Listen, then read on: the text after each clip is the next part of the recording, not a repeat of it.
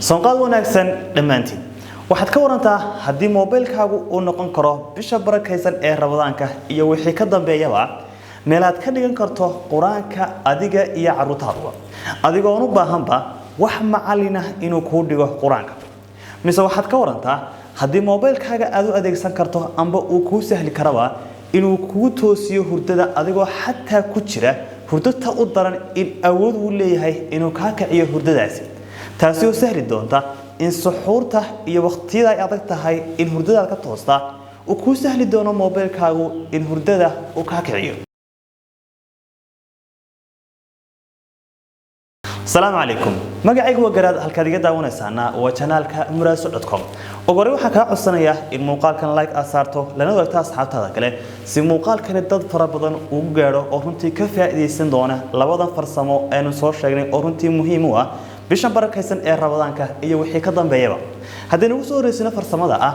in moobilkaagu ku noqon karo macallin ku bari kara Quraanka adigoo u baahanba wax macallin oo kale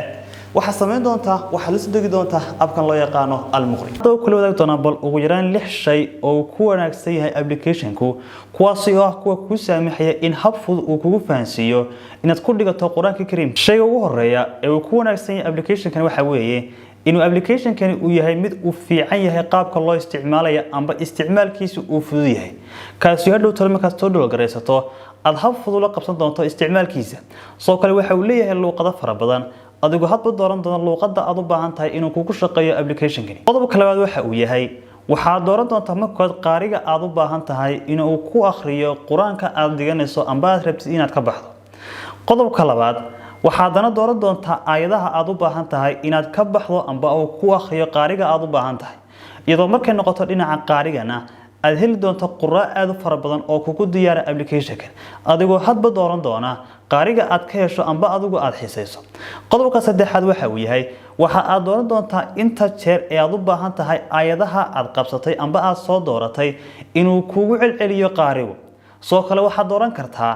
aayad kasta inta jeer ee uu kugu celin karo qaarigu xagga sidoo kale aad dooran karto